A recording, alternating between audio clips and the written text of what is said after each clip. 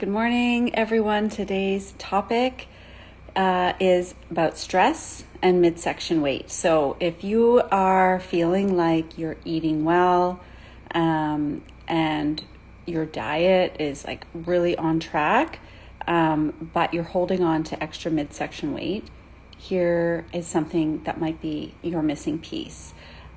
So when we are chronically stressed, it can impact our metabolism, where we hold fat.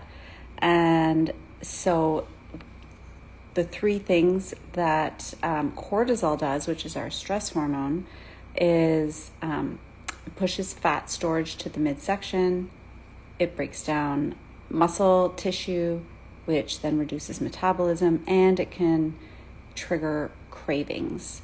So when we have more stress and we have dysregulated cortisol, we start to get issues like this.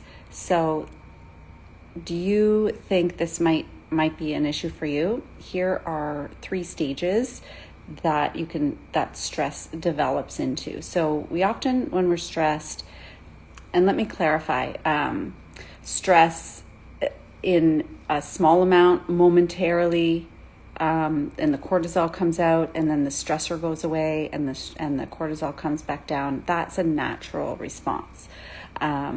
So it's something that we need. It's when stress goes on long term, like to-do lists, all your emails, financial pressures, family issues, health issues, things that you are continuously stressed about that really aren't going away, not a momentary presentation or something that gets you stressed out, but then that goes away once the presentation's over. So here are the 3 stages of stress. Number 1 is high adrenaline. Now this can happen in a momentary, you have to stand up in front of a stage and give a presentation to a bunch of people. You can get high adrenaline, you can get a racing heart, the jitters, even low blood sugar. It's the initial stages of a stressor. If it doesn't dissipate, so if that momentary stress doesn't go away, if it's a longer term issue that you're continually thinking about, then you may develop high cortisol. So high cortisol levels might result in cravings, weight gain around the midsection, poor sleep. Long term, the body can't handle that level of cortisol output for so long, so the body intentionally downregulates, and you can end up with low cortisol. And this would be stage 3, and that might be exhaustion, aches, inflammation, having to drag yourself out of bed, that sort of thing. So of those 3 stages, which stage do you think you're in? That would be the first level of awareness. So comment below and let me know. Here are some things that can help.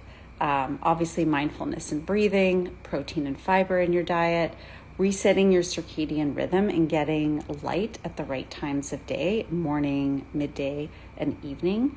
Definitely circadian rhythm support, avoiding the bright lights in the evening, especially before bed, reducing caffeine, especially on an empty stomach. So these are some things we all know, but it's not just about knowing. It's about doing. So this is where some support and accountability can help. This September, so it's coming up because September starts on Monday. So very soon I am starting.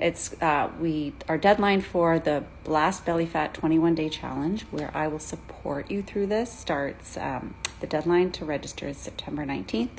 We start the 22nd. If you think stress might be a piece of your puzzle, this is one of the things we talk about. Of course, we talk about everything. We talk about diet.